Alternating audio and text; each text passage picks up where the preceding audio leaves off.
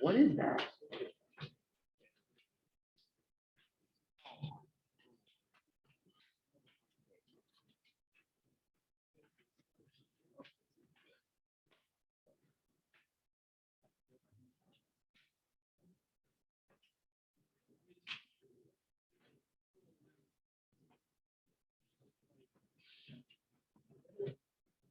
Dr. Gossett. Yes.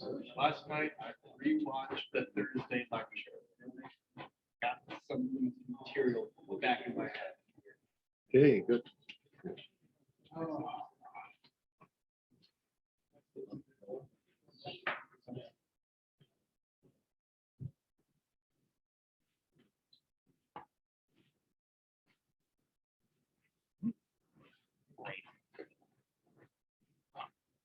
Oh, and yesterday in differential equations, we started Laplace.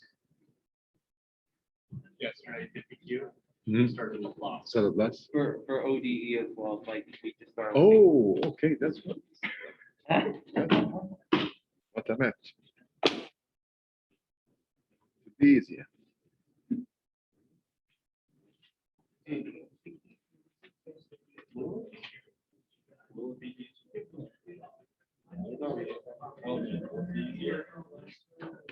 Recall back to last night. I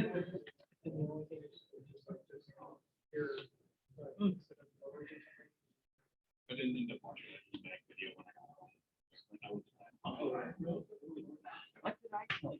What did I tell you?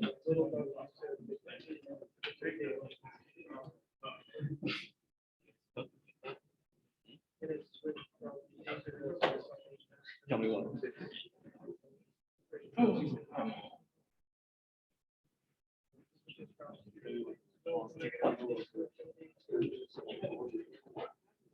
You're doing the wall.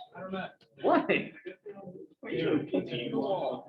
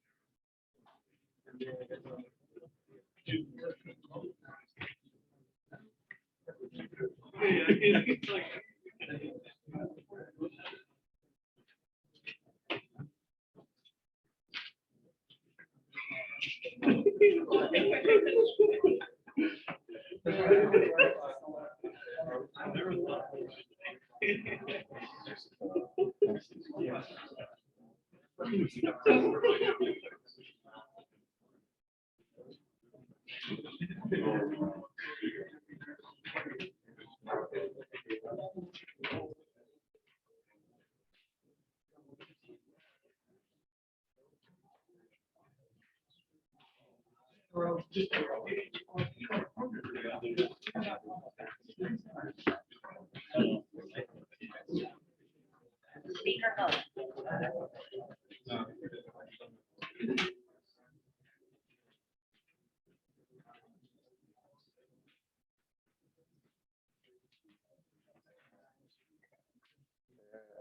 Good afternoon, everybody.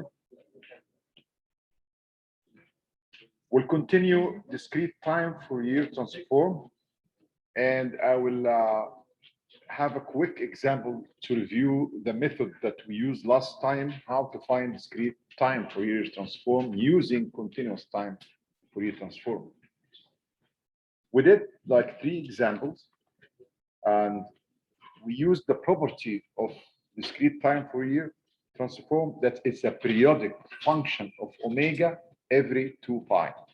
So what we did last time, we found the equivalent signal in continuous time domain. We search for the Fourier series of the signal, and then we convert it to some form in a way that it's repeated every 2 pi. So let me just take one example to refresh your memory how we did that, and then we'll start to do the transformation using the summation form. We did 3 examples. One when it's equal to 1, and another signal we did it when it was like exponential to imagine. Let me take this one. So this method it depends on the property of periodic function. So if we are asked to find x of omega, and we use the uppercase omega when we are dealing with the discrete, so find x of omega for the sequence or discrete signal equal e to the power of j 3n, where n greater than negative infinity and less than positive infinity. So I'm going to solve this one using the method that I explained last time. We'll find the equivalent. What is the equivalent of this function in time domain? Simple. Replace n by t. So we'll say the equivalent x of t will be equal to e to the power of j 3t, and not multiplied by u of t or anything like that. It means it's defined from negative infinity to positive infinity. That's another important thing. Which means that this method is good for this type of signal.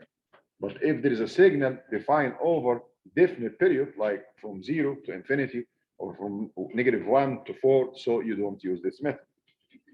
So then the second step, you look for the continuous time Fourier transform of this function. You are not going to integrate, just look at the table that has the pairs. So when I look at the table, I found that x of omega, the Fourier transform is equal 2 pi delta omega minus 3. That's from the table. Now, what should I do to find Fourier transform for discrete, the equivalent discrete signal? Very simple. The first thing you do, you look for x of omega that you already have here, and then subtract from every omega to n pi. So let me write it again here. You would be like x of omega. No, I want x of omega minus 2 n pi. simple as it is. So I'll say it's equal to the same thing that you have here will be 2 pi delta, and you have omega, and you have -3 minus 3, then just you add the term because omega minus 2 in pi. So minus 2 in pi. Yes. Does it make a difference whether it's little omega or capital omega? No, I'm not done yet. Okay. The last step now, we are going to put this in a sum form, and to do that, you are going to add sum form from n start from -infinity to infinity, and you are going to replace the lowercase omega to the uppercase omega. So I will say now x omega equal the sum from n equal -infinity to infinity, and just you get this expression 2 pi delta omega minus 3 minus 2 n pi. And they are done. Of course, the explanation why you are doing that was explained last lecture, because you are repeating the same signal every 2 pi. So I'm just giving you the shorthand, how you do just simply like that. But you got to know why we did that if you review the last lecture.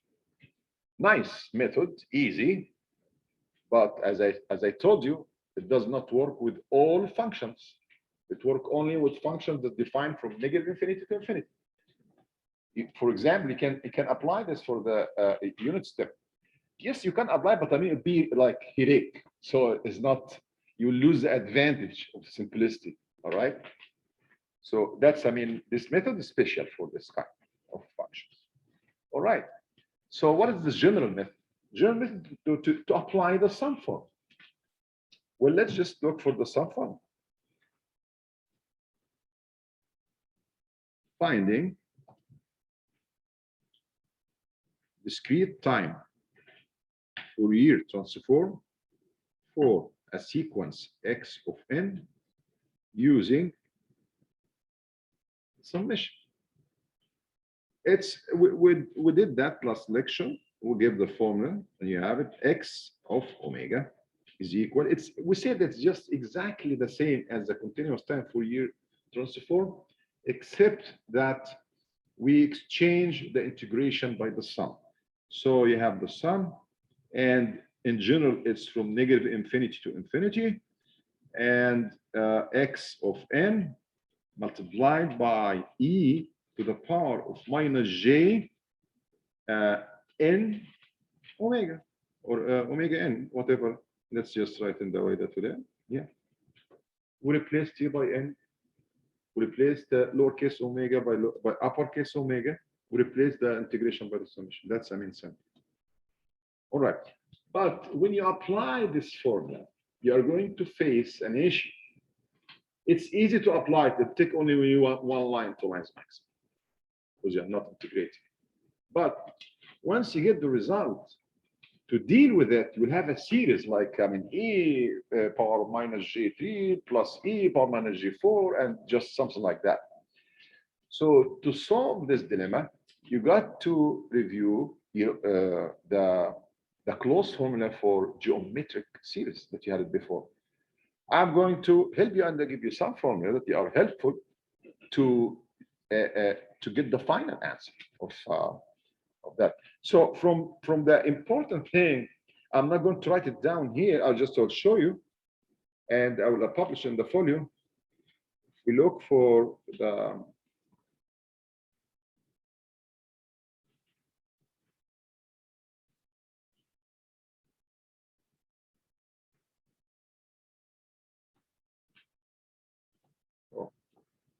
where is it? That's, I mean, I think that's the old file. Well,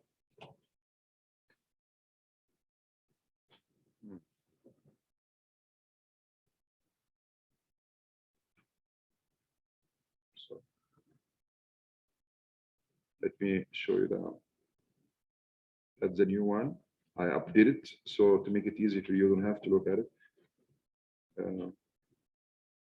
Where is it?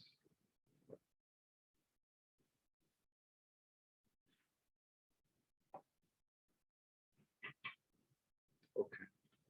I think I didn't upload it. All right.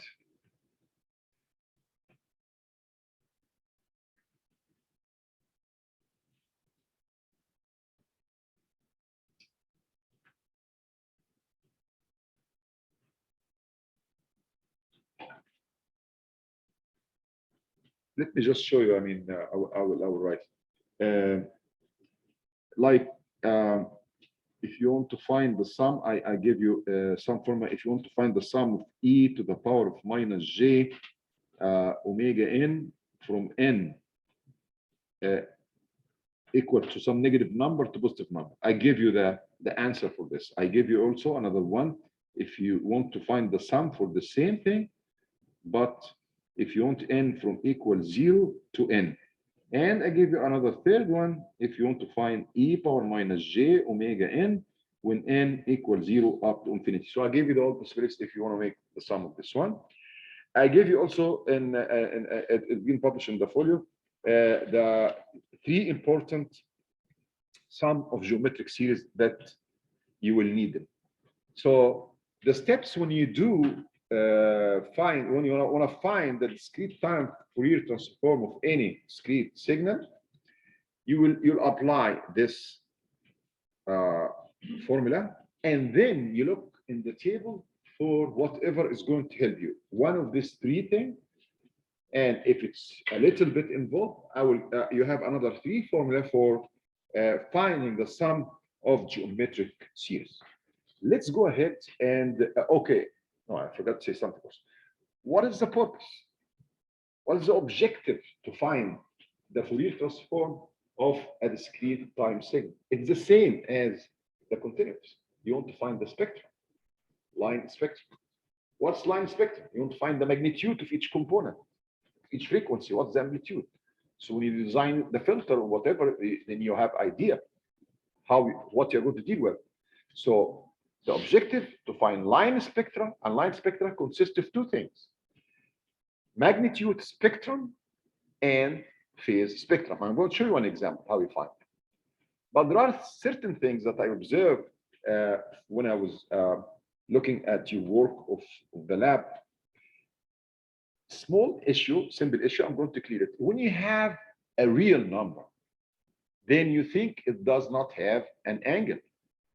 You think it's 0. No. So let me clear this point. So to find line spectrum means you have to do 2 things: magnitude and angle.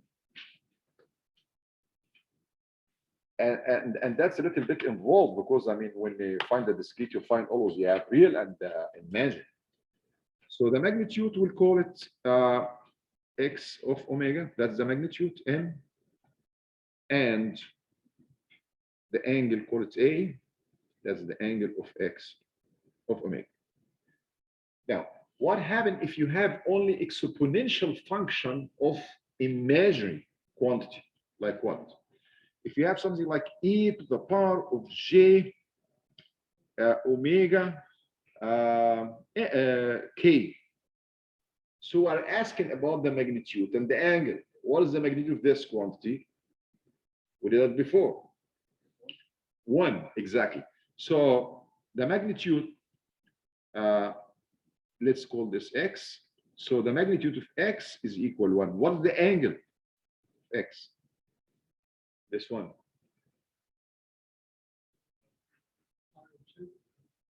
Pi? We don't have 2? Pi, okay. Not pi over 2, no. Exactly, omega k. You just find whatever behind j, you make omega k. What about if this was minus j? So the angle be minus omega k. You just take off j, and whatever is left, that's the angle. So that's easy. Okay. What about if you have a real number? What do you mean by real number? Real number means not, you don't see j. So if x is equal real number, you got 2 possibilities, right? It's either positive or negative. So what happens if it's positive? And what happens if it's negative? If it's positive, what is the angle? The magnitude, of course, it's if you have like, I mean, 5, positive 5, the magnitude is 5. If you have negative 5, let me do this example. If you have 5, so what is the magnitude? 5, because that would become 5. What is the angle? Huh? What is the angle? 0. Yes. Yeah. Now, that's the one that I found some mistakes, some people. Negative 5. What is the magnitude? 5, exactly. You all of you do that. That's the problem now. The angle. No. Yes, the angle, it could the negative. Negative, it means if you have the unit circle like that, that's where negative 1. It's either plus pi or negative pi. So you got two possibilities, positive or negative pi. Okay. So now we are ready to ask me, what should I choose? Positive pi or negative pi? Right? What do you think? Positive? May. Negative may. You can choose anyone, it's right. But you choose positive or negative in a way to make sure the graph or the plot of the angle spectrum is an odd function. Why? Because in the spectrum, the line spectrum is an even function, symmetric about the y-axis. Because you know that when you have n positive or n, you did it with the time. Yes, yeah. If you have n positive, we find it's equal some values. N negative be the same thing. Reflection. So we'll say that line spectrum symmetric about vertical axis. What does it mean? It means it's an even function. The line spectrum. But angle or phase spectrum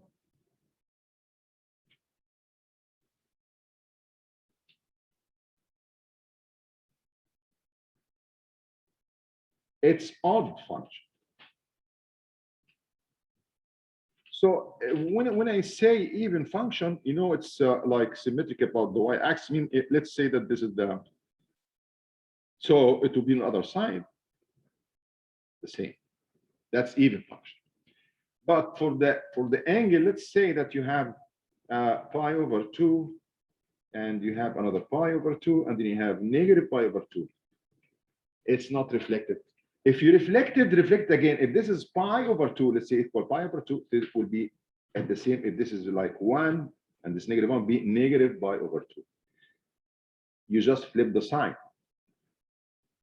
Should be like that, odd function.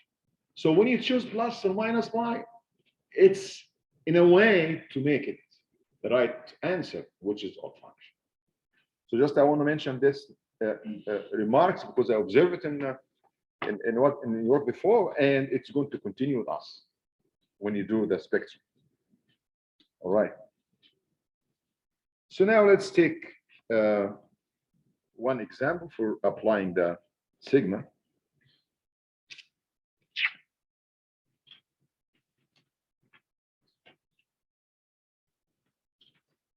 So that's example. Let's assume that we have a rectangular function, rectangular signal pulse, and look like that.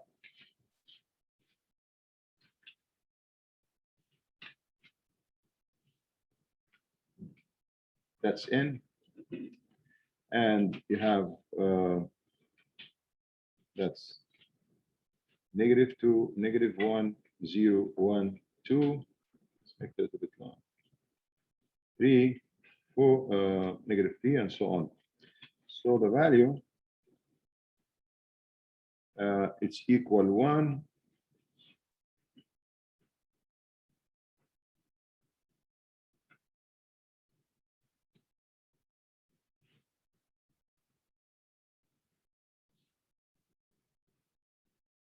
and then the rest will be 0. That's a rectangular pulse, right? Center at 0 and everything's fine. So we try to, the question is, let's mention the magnitude is equal 1. That's our x of n. Compute discrete time Fourier transform for x of n. Of course, obviously, it's a rectangular pulse. Okay. B.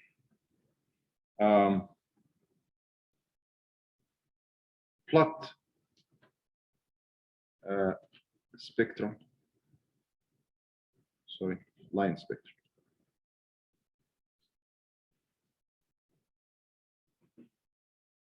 All right.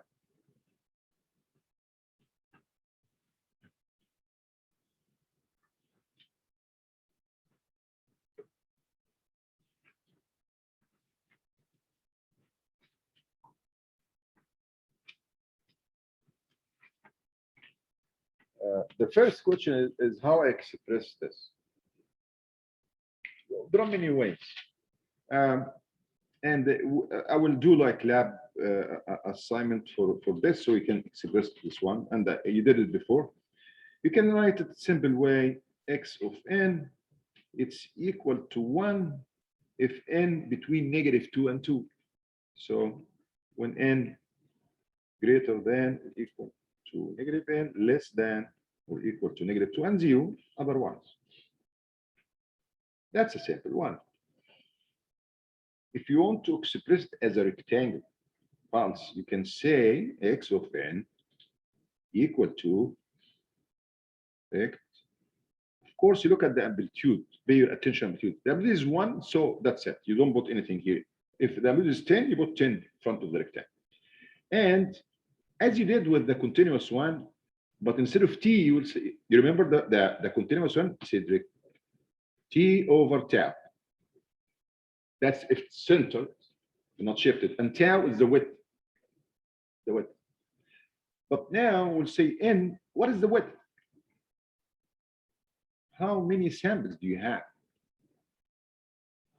5, that's right. So say n over 5. That's right. And if you look at 5, it's actually equal to 2n plus 1. What is 2n? What's n? N equal to -n equal -2. All right. So in this case, you have, if you start 2 and n is equal 2 plus 1, and find is equal 5. So you calculate the width of a rectangle. All right, so we did the expression. Now we know how to express both. Let's now go for the real business. I want to find x of omega. I'm going to write the formula. So you have from n equal to -infinity to positive infinity, it's equal 1 e to the power of -j omega n. And now I look for the function or the signal, and I see it's only defined from -2 to 2. So I'm going to modify the sum limits, and instead -infinity to infinity will be from -2 to 2. So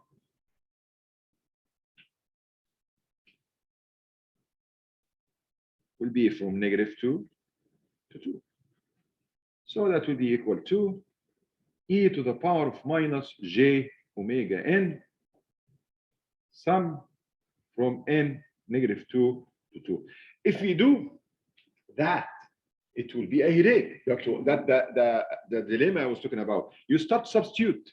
You say from -2, you have e to the power of, if you minus the positive, j 2 omega plus e j omega plus 1 plus e to the -j omega plus e j 2 omega.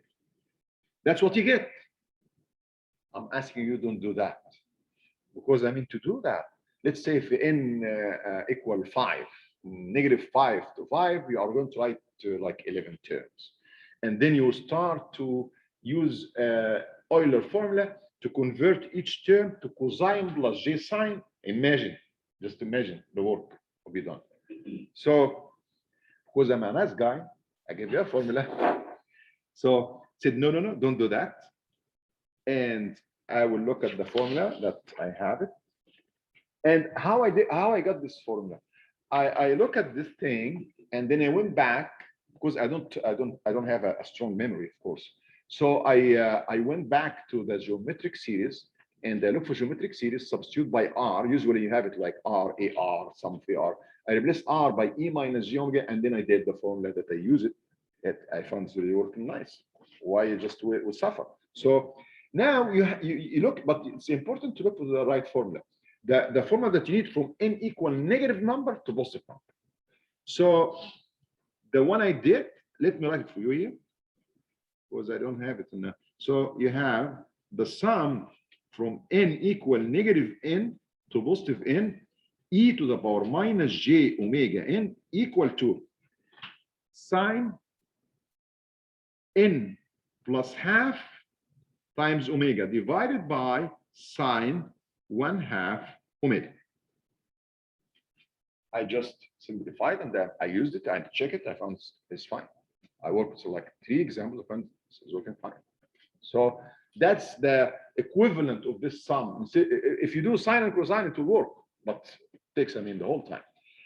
Now I got that. But I want now to find n. This is the general from n. Your n is equal to in this example. So I use a substitute. You say now your x of omega is equal to sine 2.5. 2.5 means 5/2. Because it's not preferred to use decimal with 5 omega over 2 divided by sine omega over 2. That's it. So that's the discrete time Fourier transform. That's the expression. Now we have a real one. Real value, because you don't see any j. So you have to be worried about what plus or minus pi is, because you think that will be 0. No. Why? Because sine, when you change omega, you might have negative value. Because sine angle will become negative when? If it's like if omega negative, right? Or omega exceed 180 degrees. So now I found the transform. So now I try to find I want to sketch. I want to plot the line vector. So the first I try to find the magnitude, and the magnitude will be equal to the magnitude of sine 5 omega over 2 over sine omega over 2. And you make your table.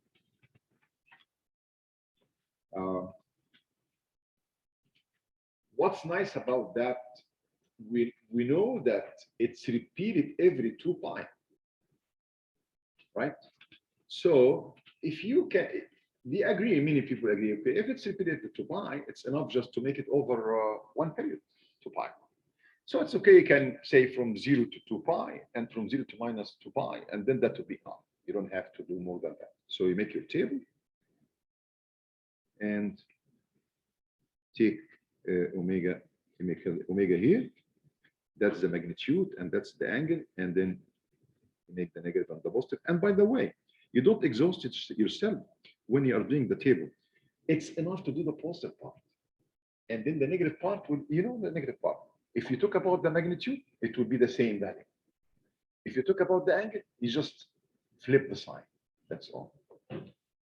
And the angle will be the angle of M, the angle of X. That's the angle. All what you're supposed to do is just look for the sign. That's all. Positive or negative. Positive, make it 0. Negative, make it plus or minus pi.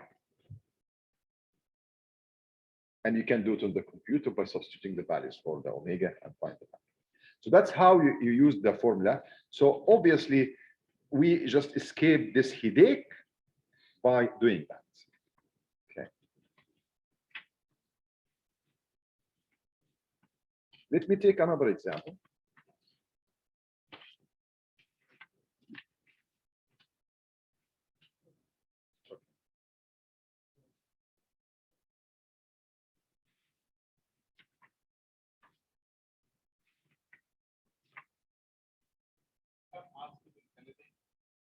For me,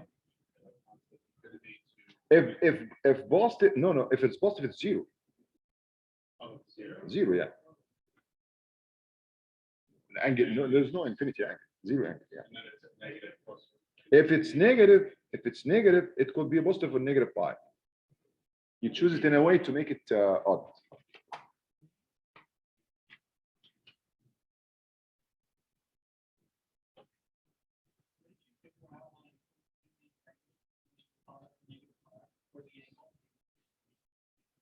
Okay. When you do fill the table and you choose positive or negative, you are free to choose positive or negative, all right? But you make it in a way that's symmetric. Like if you have the negative value here, let's say you have negative value here and you got positive value here. Of course, they'll be equal, like this one equal this one, but over like symmetric, you know? So you make sure if you put for the angle, like if you have here, for example, pi over 2, so the corresponding negative one should be negative pi over 2. So when you analyze it, make sure that this happens. Of course, pi value? No, if it's negative, it means pi, it's pi. But you don't know it's positive pi or negative pi. It has to be pi. Because negative means 180 degrees. Negative, every time the magnitude or the, not negative. Every time the quantity of the x is negative, it means it's pi, 180 degrees. But positive or negative, that's decided by the symmetry.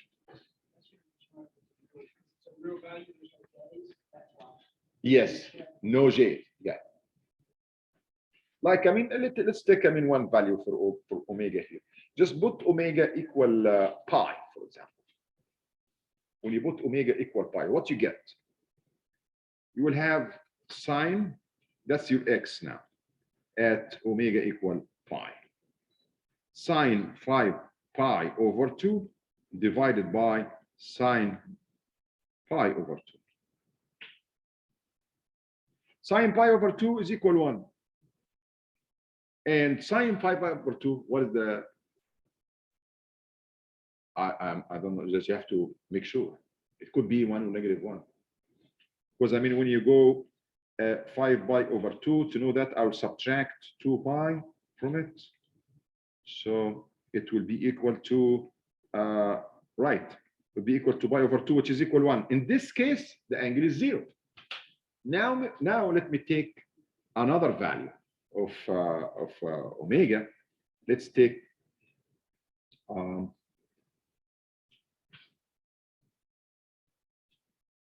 let's take it.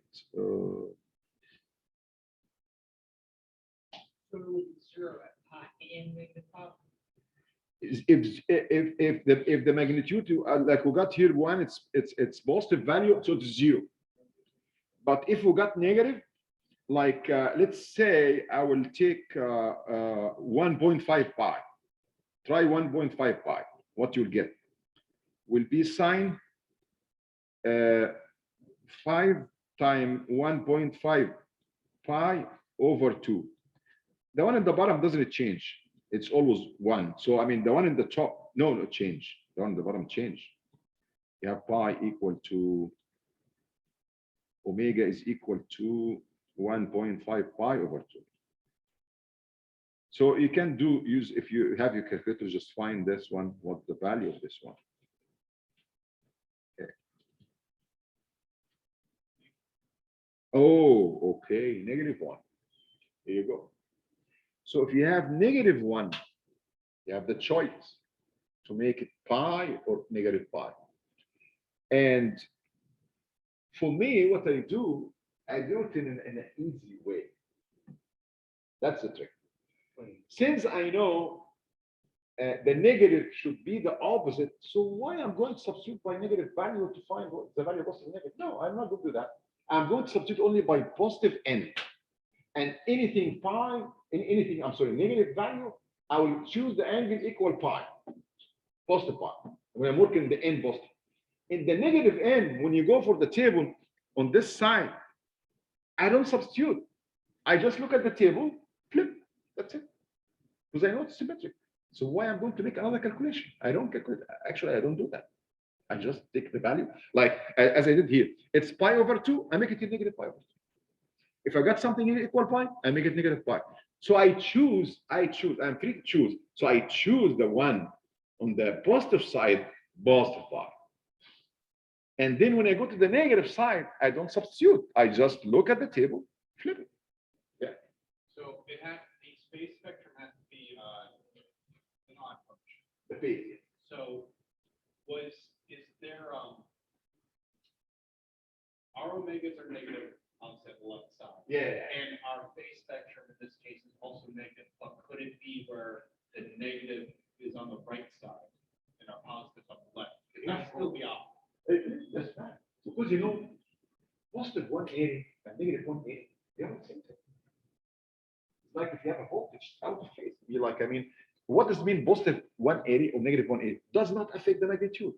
It means if you have 5 volts, you will have negative 5 volts. It's either if you use 180 or negative 180, you get the same result. That's all. For the x of 1.55, that would be a negative 1.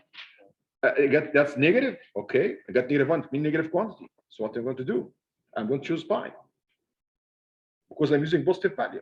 Let's say 1.5 pi, I will hit pi. But when I go on the negative, the corresponding negative value, I'll put negative pi. That's it. It's easy. You have 3 choices in one side, positive n or negative n.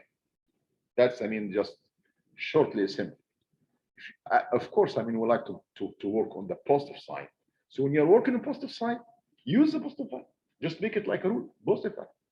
When you work with the negative side, don't calculate. Don't waste your time. Flip the sign for the phase only, of course. The magnitude is the same. You put it the same with it. So if you were to say, like, if you're going towards the left, negative pi over 2 to negative pi, would that be another? That'd be like negative 3 pi over 2? No, pi over 2 means that you got something. You don't have like real quantity. You have something Yeah, complex. I'm just like, if you progress more to the left and more to the right, would that be a negative 3 pi over 2, like after negative pi? If you progress here, whatever you get, you're free to choose. But when you choose here, you are free to, you are free to choose on this side. If we choose to quantity, we are going to be free on the positive side. In this side, you are not free. You choose the value of the negative value of the right side, and the left side. Yes. I understand what you said. My question is now that the angle was positive equal to 0. What does that mean? The positive, which one? The positive. Yes. Oh, okay. The angle is equal to the angle of x itself, and we said that if it's real, I'm talking about this case because this case is real, it doesn't have a measure. So you got 2 possibilities. If the magnitude, not the magnitude, I'm sorry. If x itself is positive, so the angle will be 0. If x itself is negative, the angle is positive or negative pi. So I'm talking about positive and negative, not the angle, not the magnitude, because the magnitude is always positive. I'm talking about the value of x itself. The value x, like x of omega. Real. It's real. Could be a positive, could be negative. Positive, the angle of x is equal 0. Negative, the angle of x is equal plus or negative pi. And we already solved this problem. We're going to choose positive pi on the positive end side. Yes. So when we plug in 1.5, your x omega is positive. I don't know, when you plug one, that's the expression, sine 5 omega over 2. So you replace pi by 1.5, and then you calculate. I get that. So what about pi? Just add pi, you get positive 1. Yes, at pi, when we replace pi, we got 1 over 1, we got positive quantity, means the angle is equal to 0. Okay. Yeah. All right. Now we have properties. I distributed some. There's nothing left.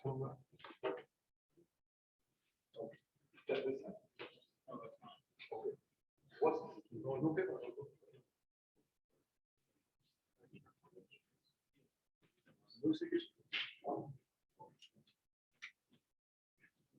Well, I mean, if you look at the paper here, you'll find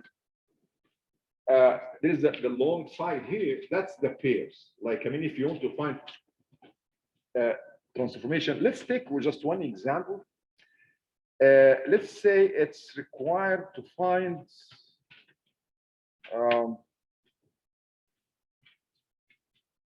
okay, we need something.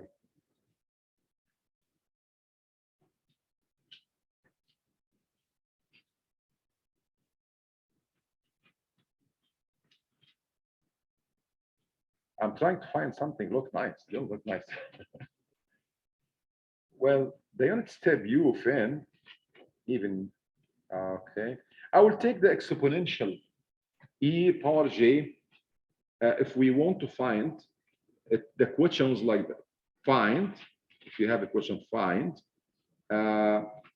x of omega for x of n equal to e to the power of j 3n. All right. So what you'll do, use, if it's required to use the paper here, the pairs. So I go for the entry e to the power of j omega naught n I found in the table is equal to 2 pi sigma k from negative infinity to infinity delta omega minus omega naught minus 2 pi k.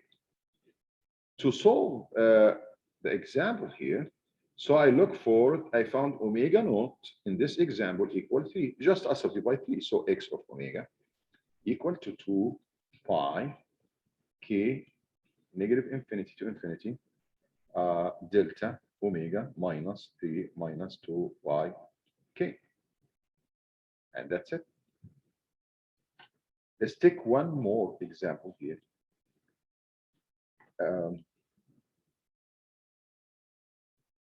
I will take, as we did in continuous, we work a lot on it, exponential function.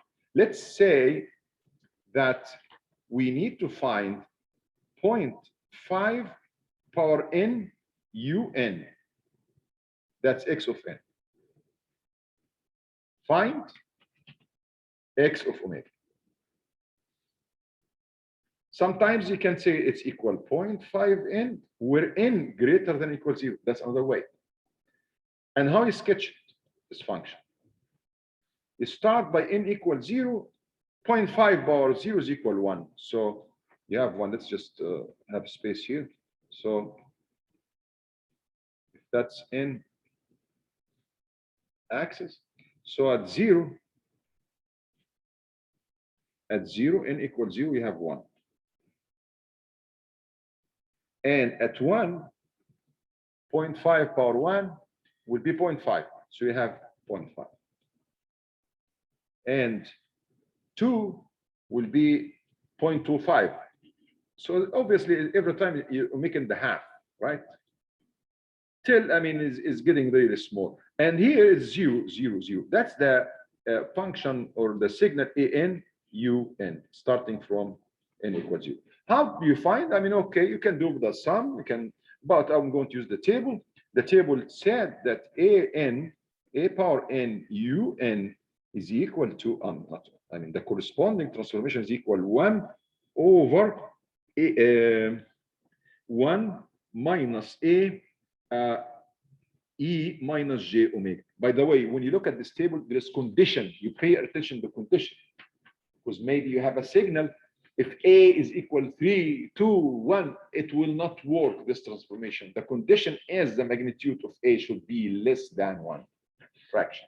So it is, because A is equal 0.5, so I will just substitute, I'll say 1 over 1 minus my A is equal 0.5, E to the power of minus J omega. So I can write now X of omega is equal to 1 over 1 minus half E minus J omega. That's the final answer. If you have something like that and you are asked to find the Linestick, what you'll do?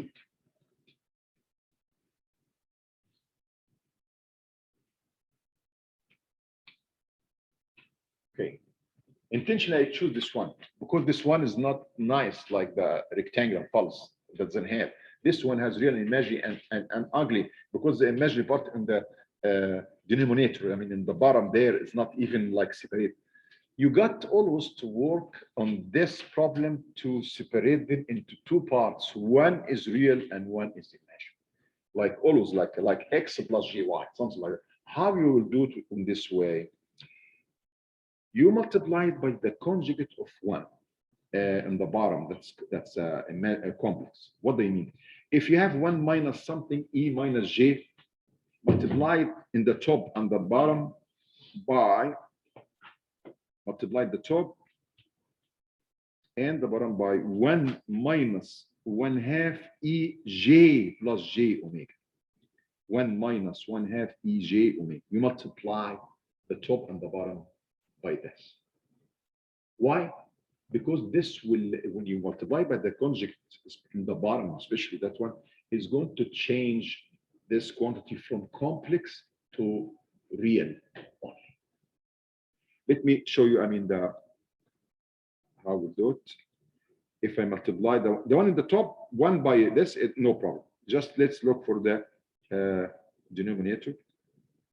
Will be equal to, this is equal, I mean, no, Joseph will be meant, okay. So we'll call this A, N, and this is D, it's okay?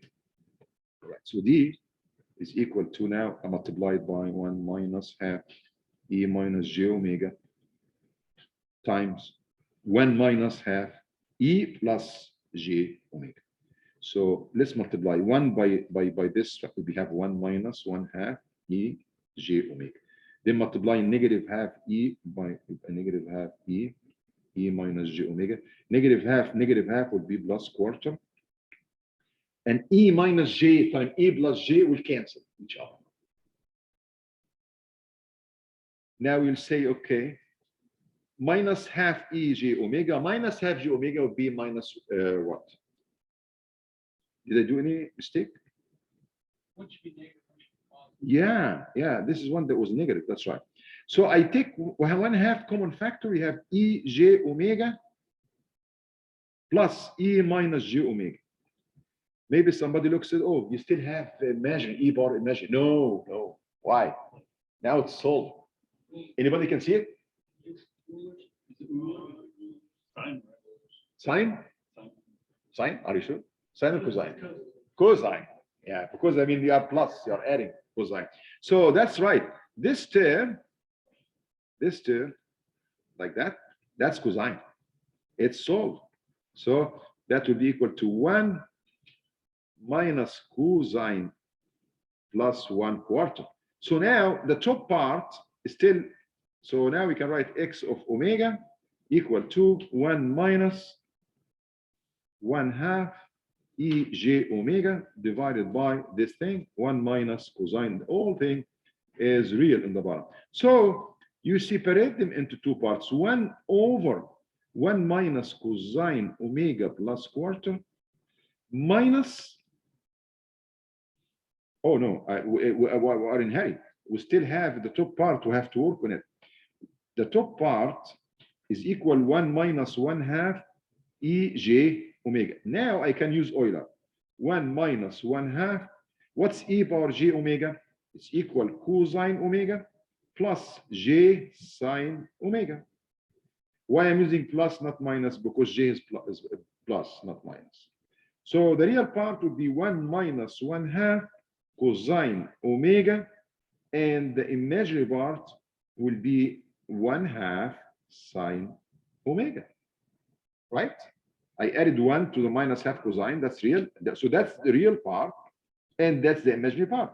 So now x of omega has two parts. The real part, 1 minus 1/2 cosine omega divided by the whole thing that we got, 1 minus cosine omega plus quarter, plus j 1/2 sine omega divided by 1 minus cosine omega plus 1/4. So that's the real part, and that's the imaginary part.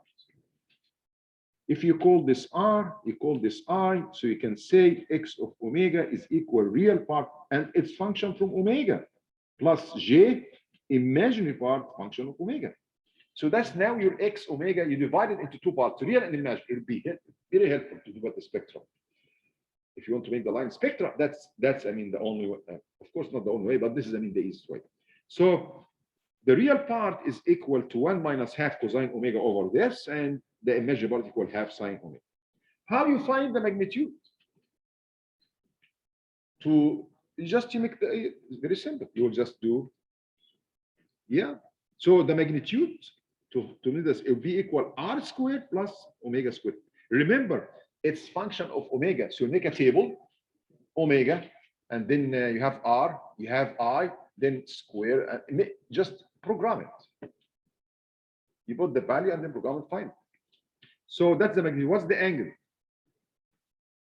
The angle is equal 10 minus 1, the imaginary part over the real part.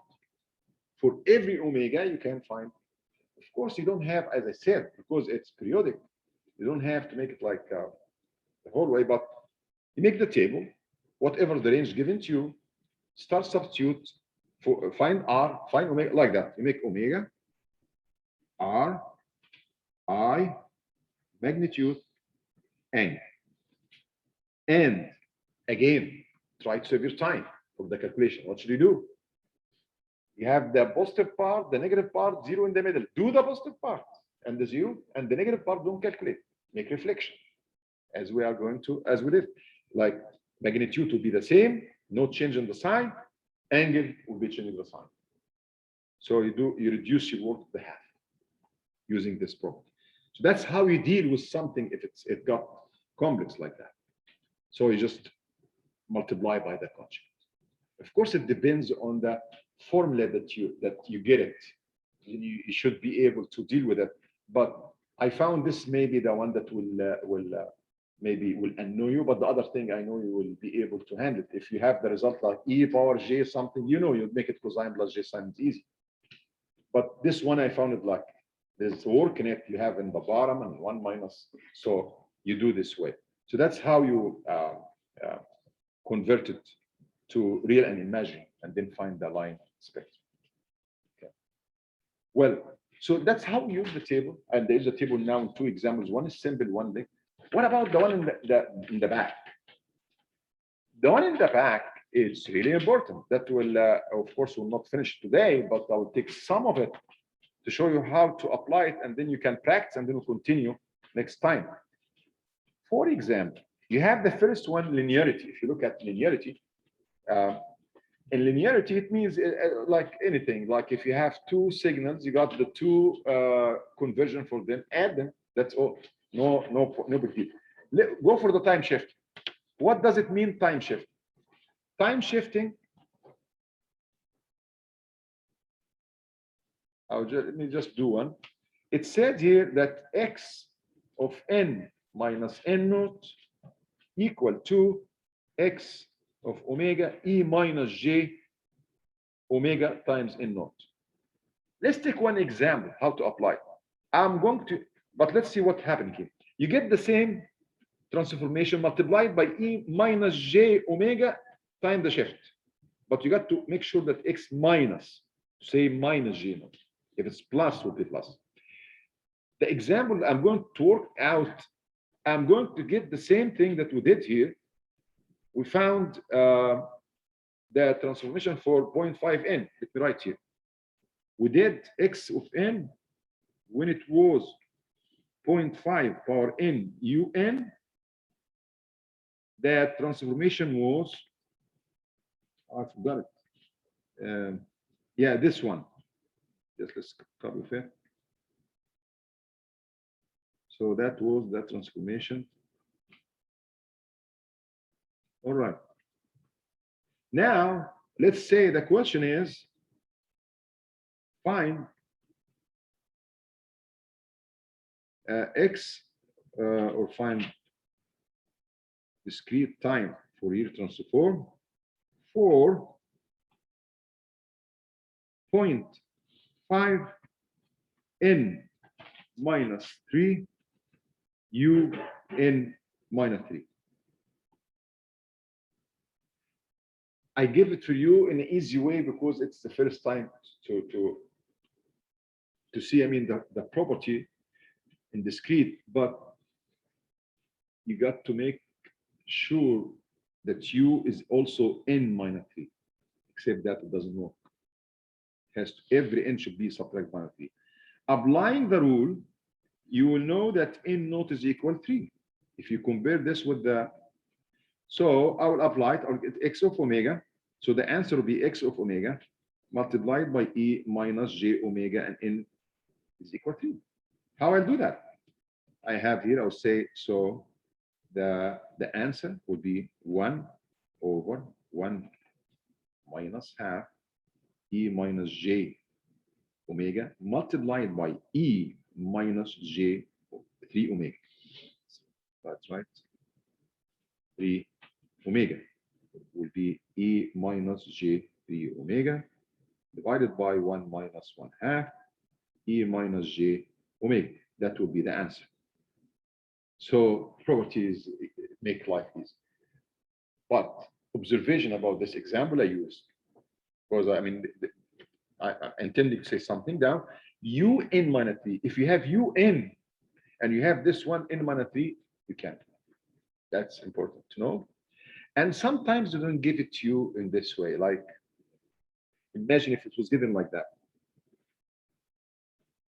It was easy when it's given n minus. Let's make it n minus 2, for example. If you analyze this, will be 0.5 power n times 0.5 minus 2, un minus 2. So maybe it would be given to you like that. What is 0.5 power negative 2? It means 1/2 power negative 2. It means 2 power 2. Means 4. Right? So maybe it'll be given like that. You know what I'm saying? So you got, when you look at this, okay, you got to look for this, how you can make it, even if it's not that 4. What do you mean by this? Let's say, if it's equal to 6 times 1/2 power n, and you have here un minus 2, you cannot apply the shift because both should be shifted by n2. So that's what you're going to do. You will say half n minus 2. What's equal to? It's equal 1/2 n times 1/2 power negative 2. It means 1/2 n times 4. So if I want to do that, I go multiply by 4. But I don't have it. I have this one. So what is the price? You divide by 4. And you write, if you divide by 4, you say 6, 1/2. And you write n minus 2, and you divide it by 4. You didn't change anything. But first, you have to know what it is. You found that this one, n minus 2, is equal 1/2 power n times 4. So what is 1/2 power n? So 1/2 power n is equal to 1/2 n minus 2 divided by 4. So you replace it by this one, and then you are, and the constant doesn't bother you. You can put it outside. So you try to be flexible, how to adapt if you have something like that. Okay. And the same thing, I'm not going to take a long time, but the same thing can happen on the other side. What do you mean? You can have 0.5 n minus 2 un. Think about it. There's a way also. So what I'm saying, that when you apply the rule, you have to be very careful, the whole formula. You don't be fooled like, 0.5 power n minus 2 and you answer, oh yeah, this is the shift. No, has to be everywhere in the formula, okay? That's enough. We'll continue next time.